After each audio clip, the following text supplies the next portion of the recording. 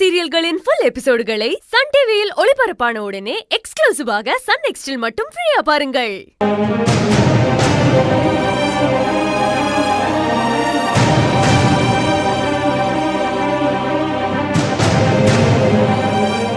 Ram,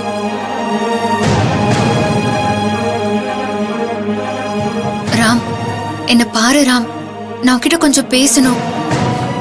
Ram, please Ram, போகாத, நான் உன்கிட்ட கொஞ்சம் பேசணும். என்ன ஏன் ராம் யாருமே புரிஞ்சுக்க மாட்டேங்கிறீங்க? நான் நல்லா தானே செஞ்சேன். ஏன் என்ன எல்லாரும் ஒரு குற்றவாளி மாதிரியே பாக்குறீங்க? நான் உன்னை கேட்கும் போது கூட நான் செய்யற எல்லா விஷயமும் கரெக்டா தான் இருக்கும், என் முடிவு என்னைக்கும் தப்பா போகாதுன்னு நீ சொன்னல. அப்புறம் ஏன் என்கிட்ட எல்லாருமே கோச்சுக்கிறீங்க? நான் உன்கிட்ட கேட்டு தானே ராம் எல்லாத்தையுமே செஞ்சேன். என்ன கேட்ட? பணம் 5 கோடி ஆசிரமத்துக்கு கொடுக்குறேன்னு சொல்லி என்கிட்ட பெர்மிஷன் கேட்டியா? நீ எடுக்கிற ஒரு முடிவு கரெக்டா இருக்குமா இல்லையான்னு என்கிட்ட கேட்ட. நீ எடுக்கிற முடிவு கரெக்டா இருக்குன்னு நானும் நம்புறேன். ஆனா அந்த நம்பிக்கையை நான் அவமானப்படுத்தும்னு நான் எதிர்பார்க்கல மீனா. ராம், ஒரு வார்த்தை, ஒரே ஒரு வார்த்தை அந்த ஆசிரமத்துக்கு பணம் கொடுக்க போறேன்னு சொல்லியிருந்தா இவ்வளவு பெரிய பிரச்சனை வந்திருக்குமா மீனா? நீ போன் பண்ணதுக்கு அப்புறம் தான் அந்த கம்பெனி கிட்டையும் என் ஃப்ரெண்ட்ஸ் கிட்டையும் ஃபைனல் டீலே பேசினேன்.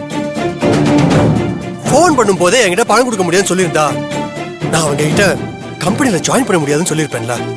இப்படி எல்லாம் நடக்கும்னு எனக்கு தெரியாது ராம். நீயும் இப்படி செய்வேன்னு நான் எதிர்பார்க்கல மீனா. இப்ப நான் அந்த கம்பெனில ஜாயின் பண்ண முடியாதுன்னு சொன்னா என் ஃப்ரெண்ட்ஸுங்க என்ன பத்தி என்ன நினைப்பாங்க? இப்ப ஜாயின் பண்ணாம திரும்பவும் அவங்க கிட்ட ஷேர் ஹோல்டர் பிசினஸ் பேசினா என் மூஞ்சில காரி துப்புவாங்க மீனா. இப்ப அவங்க கிட்ட பிசினஸ் டீல் இல்ல, ஒரு வேலை கூட கேட்க முடியாது. ஏ ராம், என்ன புரிஞ்சுக்காம வார்த்தையில இப்படி காயப்படுத்திட்டு இருக்க? நீதான் மீனா என்ன புரிஞ்சுக்காம எல்லாத்தையும் பண்ணிட்டு இருக்க. நீங்க இருந்து சென்னைக்கு கிளம்பும் போதே நான் கம்பெனில ஷேர் ஹோல்டரை ஜாயின் பண்ண சொல்லி தானே அனுப்புனேன். நீயும் எனக்கு நம்பிக்கை கொடுத்து தானே மீனா போன. அந்த நம்பிக்கையை வச்சு தானே நான் அவங்க கிட்ட பேசினேன். இப்போ பிசினஸ் வேணான்னு சொன்னா என்னை பத்தி எவ்வளவு கேவலமா நினைப்பாங்க. நீ என்கிட்ட முன்னாடியே சொல்லியிருந்தா என்கிட்ட பணம் இல்ல, நான் அதுக்கப்புறமா ஜாயின் பண்ணிக்கிறேன்னு சொல்லியிருப்பேன்ல. இனிமே என் ஃப்ரெண்ட்ஸுக்கு முகத்துல நான் எப்படி முழிப்பேன்?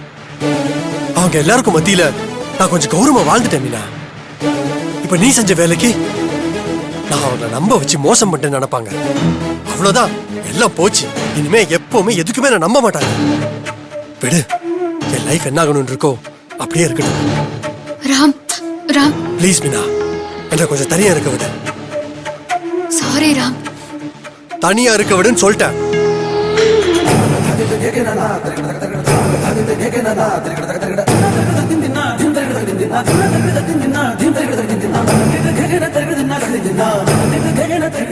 கோபப்படுறது கரெக்டா இல்லைன்னு கூட எனக்கு தெரியல. ஆனா நானும் என்ன பண்ணுவேன், என் சூழ்நிலை அப்படி. எல்லாம் என் தலை எழுத்து. நான் ஒரு மடிச்சு அவ பணம் கொடுப்பான்னு நம்பி நான் அவளுக்கு அடிமை மாதிரி வேலை செஞ்சுட்டு இருந்தேன். என்கிட்ட நல்ல வேலை வாங்கிட்டு இப்ப பணம் கையில வந்ததும் அது கொடுக்காம இருக்கிறதுக்கு என்னமா நடிச்சா பார்த்தல. அது மட்டுமா, எங்க அப்பாவை ஸ்கூல் ட்ரஸ்ட் எலெக்ஷன்ல தோக்கடிச்ச ஜெகஜால கில்லாடி அவளாவது பணம் கொடுக்கறதாவது அவன் நமக்குன்னு ஒரு நயா பைசா கொடுக்க மாட்டான். என் புத்திய சொல்லணும், விவரமானவளா விளைஞ்சு வாழ்ந்தவனா என்னையே நம்ப வச்சு வேலை செய்ய வச்சுட்டால. நீ அம்மா அவங்களுக்காக வேலை செஞ்ச, உன் வேலையை பார்த்துட்டு சும்மா இருக்க வேண்டியதானே? ஏன் கேட்க மாட்டேன்? நான் என்ன எனக்காகவா செஞ்சேன்? அவகிட்ட பணம் வாங்கி உன்கிட்ட கொடுத்தா நீ ஒரு பெரிய பிசினஸ் மேனா வருவேன்னு நான் ஆசைப்பட்டேன். நீ ஆசைப்பட்டதெல்லாம் கரெக்ட் தான், அது நம்ம பணத்துல வச்சு பண்ணணும்.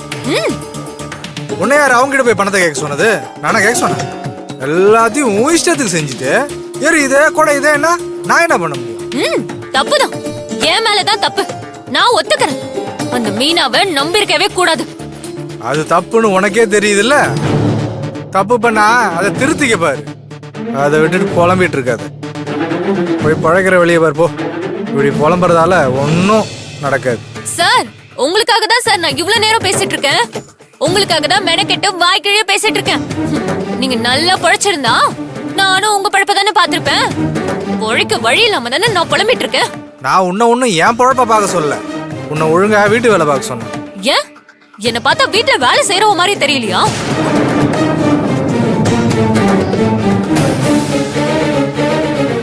நிக்கிறப்ப என்கிட்ட வேலை வாங்கினவ இப்படி ஒளிஞ்சு நின்னு நான் புலம்புறதெல்லாம் பார்த்து ரசிக்கிறான். ஏ தேவி, உன் வாய் ரொம்ப நீளுது, சரியில்லை, அமைதியா இருந்துக்க. ஓ என் வாய் நீளுதா? என் வாய் நீண்டா சாருக்கு கை நீளுமோ? இவ்ளோ கோபப்படுறியே, அவன் நம்மள நம்ம வச்சு ஏமாத்தினாலே அது மட்டும் சரியா? அவன் மட்டும் பணம் கொடுத்திருந்தா நம்ம இந்நேரத்துக்கு 2 வீலர் டீலர்ஷிப்ல கையெழுத்து போட்டு வாங்கிருப்போம். பொறாம பிடிச்சவ குடுக்கறேன்னு சொல்லிட்டு கடைசியில பணம் இல்லன்னு சொல்லிருச்சு. டேய் வாய் மூடு. சகோதரி நமக்கு பணம் கொடுக்கணும்னு என்ன சட்டம் இருக்கான்னு? பணம் இருந்தா அவங்களே கொடுக்க போறாங்க, அதான் இல்லைன்னு சொல்லிட்டாங்கல்ல, சரின்னு விட வேண்டியது தானே. சும்மா அதை பத்தி நோய் நோயின்னு பேசிட்டு இருக்க. நீ சாதாரணமா சொல்லிட்டப்பா, இதுக்கு பின்னாடி இருக்க காரணம் உனக்கு தெரியாதுல்ல. எங்க பணம் கொடுத்தா பிசினஸ்ல நம்ம பெரிய ஆளா வந்துருவோம்னு பயந்து கெட்ட எண்ணத்துலதான் பணம் கொடுக்க கூடாதுன்னு நினைச்சு இல்லன்னு சொல்லிட்டா. பேசி அந்த மாதிரிலாம் எதுவும் இருந்திருக்காது. நீ பாட்டுக்கு இஷ்டத்துக்கு ஏதாவது கற்பனை பண்ணி பேசிட்டு இருக்காத. கற்பனையும் இல்ல கற்பாம்பூச்சியும் இல்ல, நான் சொல்றதுதான் உண்மை. நீ சும்மா உன் சகோதரிக்கு சப்போர்ட் பண்ணி என்கிட்ட வாங்கி கட்டிக்காத. இப்ப என்ன, மீனா சகோதரி பணம் இல்லைன்னு சொல்லிட்டேன், அவ்வளவுதானே, விடு பாத்துக்கலாம். எப்படி பாத்துப்ப? 2 வீலர் டீலர்ஷிப் எடுக்கிறதுக்கு உன்கிட்ட பணம் இருக்கா? இல்ல ரெடி பண்ணதான் முடியுமா? பணம் வேணும்னா நம்ம பேங்க்ல லோனுக்கு அப்ளை பண்ணிக்கலாம். ஆமா, உங்க அப்பா தான் டவுன்ல பேங்க் வச்சு நடத்திட்டு இருக்காரு. நீ கேட்டதும் உன்கிட்ட கொடுத்துட்டு தான் மறு வேலை பாப்பாரு. ஏற்கனவே லோன் அப்ளை பண்ண போய் தானே ஷூரிட்டி வேணும் செக்யூரிட்டி வேணும்னு சொல்லி பெரட்டி விட்டாங்க. சொத்து பத்தும் உன் பேர்ல இல்ல, பிசினஸ் பண்ண பணமும் இல்ல. இப்படிதான் பொழைக்க போறோமோ? பணம் கொடுக்க முடியாதுன்னு சொல்லியிருந்தா நாங்க வேற ஏதாவது யோசிச்சிருப்போம்ல. நாங்க யோசிக்கவும் கூடாது, பொழைக்கவும் கூடாது. குடுக்கறேன்னு சொல்லி ஏமாத்தி நடிச்சு காலை வாரிட்டாங்கல்ல. தேவி ப்ளீஸ் தேவி, நான் ஏற்கனவே ரொம்ப மனசு உடைஞ்சு போயிருக்கேன். நீ இப்படி பேசி என்னை இன்னும் கஷ்டப்படுத்தாத. யாரு நீயா? உன் மனசா உடைஞ்சு போயிருக்கு. பொய் சொல்லாத. வாய திறந்தாலே பொய் தானே சொல்ற. இப்பதானே உன் மனசுக்கு குளுகுளுன்னு இருக்கும். அது மட்டும் இல்ல, 5 கோடி ரூபாய் தானம் பண்ண தர்ம தேவதை தானே நீ. உன் மனசு கஷ்டப்படுமா? கணேஷ், என்னடா என்ன இங்க நின்னு பேசிக்கிட்டு இருக்க? அதான் எல்லாம் பேசி முடிச்சாச்சுல, இன்னும் என்ன வேணும் உங்களுக்கு? தேவி, அப்பா சொல்றாருல, அமைதியா இரு. அவருக்கு என்ன? அவரோட வாழ்க்கைய நல்லா வாழ்ந்துட்டு இருக்காருல்ல, அவர் அப்படிதான் சொல்லுவாரு. அடுத்து என்ன செய்யறதுன்னு தெரியாம நாம தான் தலைய பிச்சிட்டு இருக்கோம். ஏய் தேவி, அவர் என் அப்பா, அவரை பத்தி எப்படிலாம் பேசுவே நீ? அவரை பத்தி நான் ஒன்னும் தப்பா பேசலையே. ஏன் கோச்சுக்க போறாரு அவரு?